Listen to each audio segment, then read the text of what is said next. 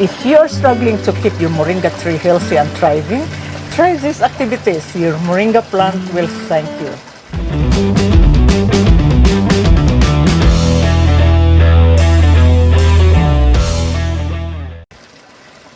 Hello everyone, Marcelina here at cashewgreens.com.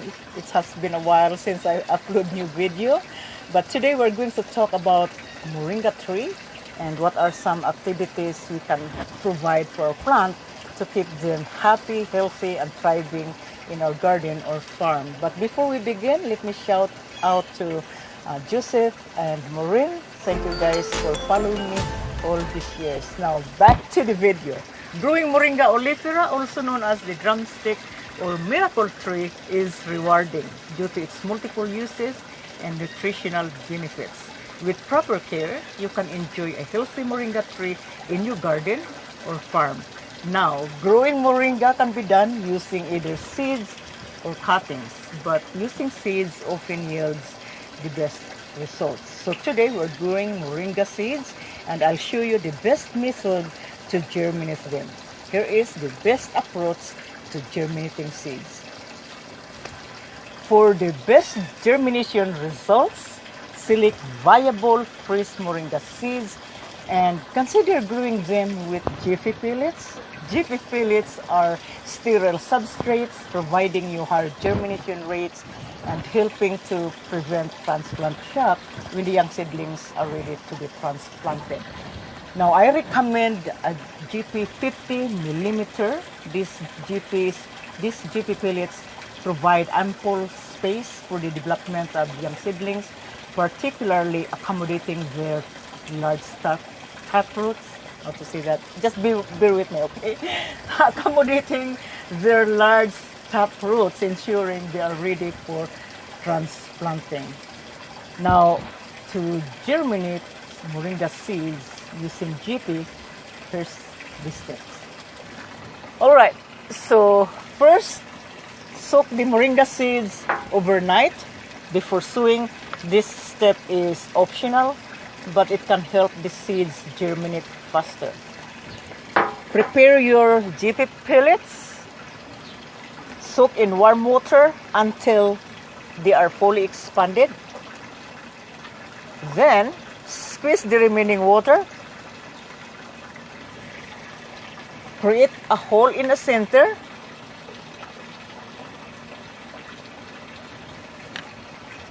And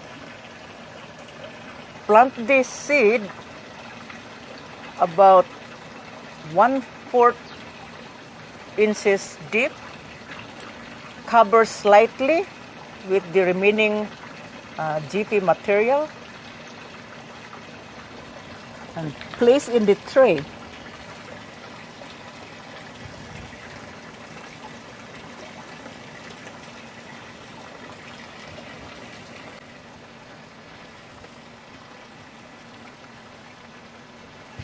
Seeds. It's fun, isn't it? I love growing seeds because when they germinate, it's so cute to see the moringa seedlings. So I don't need to stick it, huh? Just use my finger. Now, after you have done this, cover the germination tray. This is going to create a mini greenhouse effect.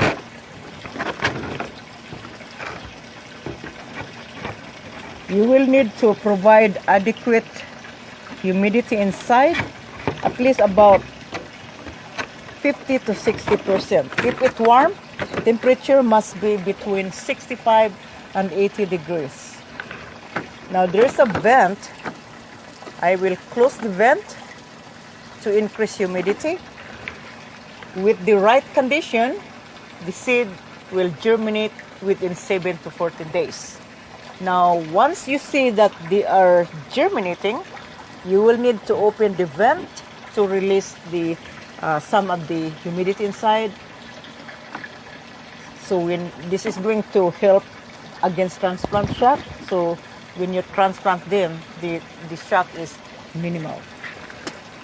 And you need to place this tray inside the greenhouse or inside your home or under the tree, as long that you provide the sun but it is not directly. So it has to be indirect sunlight. Okay. So we have come up this far. If you guys haven't subscribed to this channel, please subscribe. Also, give thumbs up if you like the video. The more like you have or I receive in this video, the better the chance for YouTube algorithm to boost the video and recommending the video to other viewers, and also able to reach wider audience. So thank you so much for watching this video, and the thumbs up, and also make sure that you open your notification icon so when I upload new video you don't miss anything. So stick with me for a while.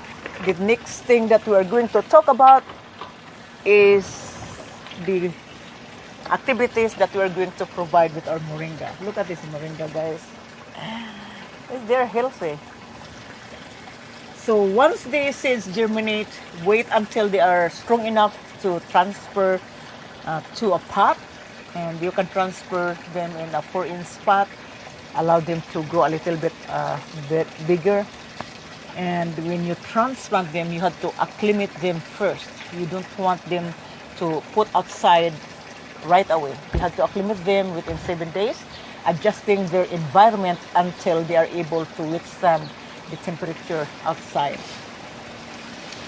Now, it's noisy. I hope you can hear me, guys. Just bear with me. Alright, so what are the activities we can provide for our plant to keep them happy and healthy? Is providing good soil. A healthy plant begins with healthy soil. Although moringa can tolerate any type of soil, but it prepares soil that it is well drained and sandy, rich loam soil. So we're going to create our own soil, and I show you guys what soil I have here. So I have 1-to-1 ratio.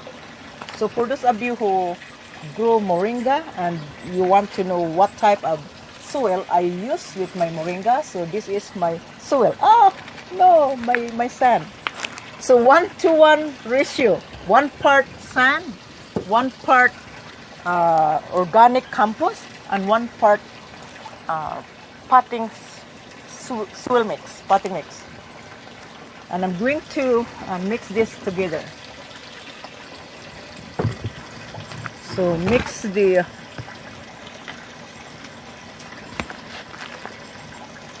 materials together.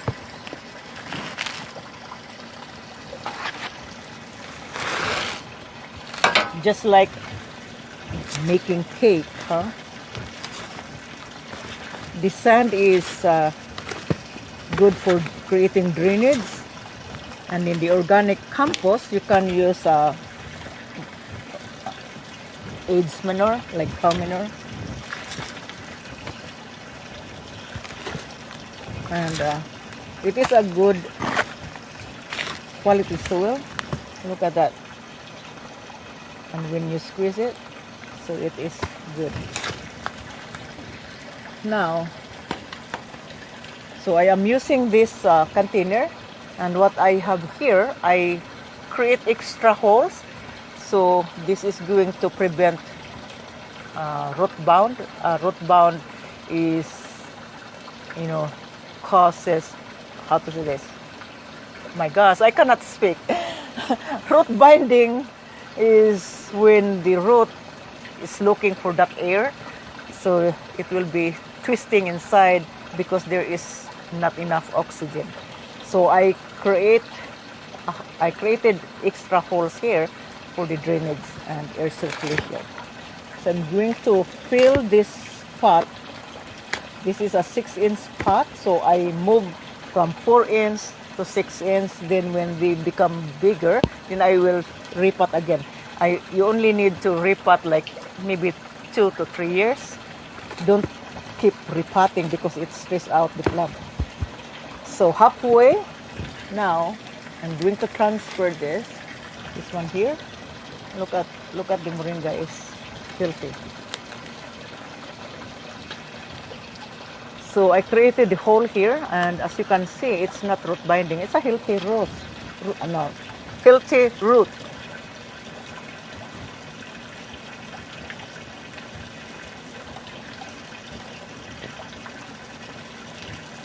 Okay, now I'm going to add extra soil.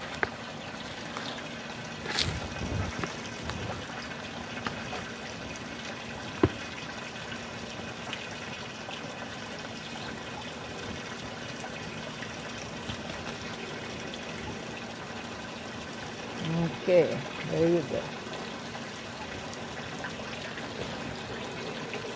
So we provide with good quality soil. Now let's talk about to keep them happy is with fertilizer. We need to give them nutrients, because if it is only the soil and the organic materials, it is not helping the moringa to grow healthier and fuller. So we're going to fertilize this plant. What I have here, I am using Asmocot. I like this fertilizer because it doesn't burn the roots, and also it is slow release, so it provides nutrients to the plant slowly. So I just put a spray in here, just like that. And let's water this.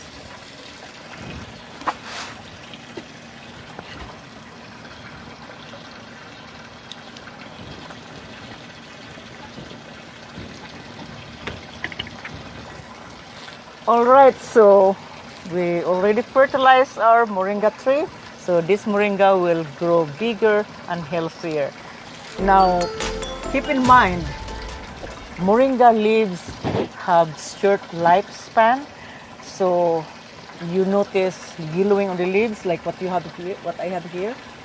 So the activity that you will need to stop the yellowing is by removing or plucking the leaves, and you do it regularly. So this is why it is best to harvest as often, but just make sure that you don't take a lot of leaves or a lot of branches, because it will hurt the plant. So just remove the lower part. This is going to help the plant to produce new growth. Now if the yellowing is not due to the age of the leaves, then you might have to investigate what's causing it. The only thing that the leaves turning yellow, if the plant is receiving not enough water or maybe too much water. And as I mentioned, moringa is drought tolerant, but if they're young, you can provide them regular watering. So you water them and allow the topsoil to dry before you watering again. You can use your finger, or you can get a meter online to measure the soil moisture. So you don't need to water all the time, because root rot is one of the problem of the plant if they are receiving too much water. So again, pluck the leaves, and you can either cook them or save them, freeze the leaves. And if it happens they are infested, mostly, here's the thing that I have to tell you, that most plants are prone to disease or any ailment when they are stressed out. And stress can be of anything.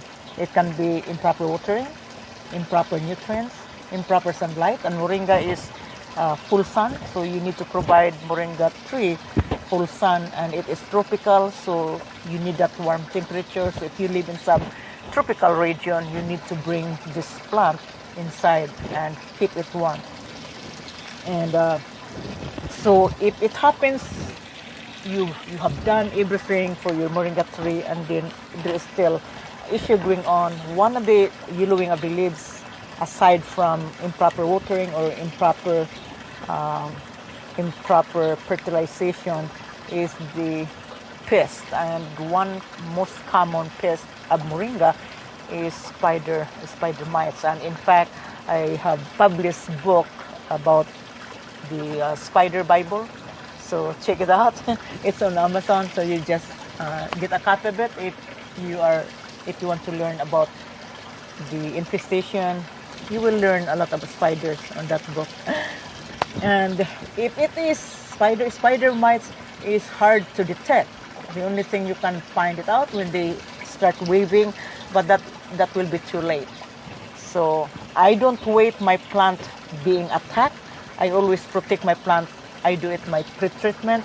So I use Azotic Plus. Azotic Plus is natural, and it doesn't harm the plant, doesn't harm the good insects, and also it doesn't harm me.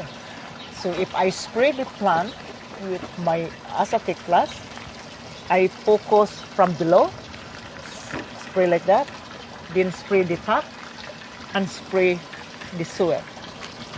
So that is going to protect the plant from pests that is going to attack the tree. So don't wait until your plant is already infested. Do a pre-treatment. If you keep doing that, monitoring the plant against pests and diseases, you have a healthy Moringa tree. And I will show you one of my Moringa here.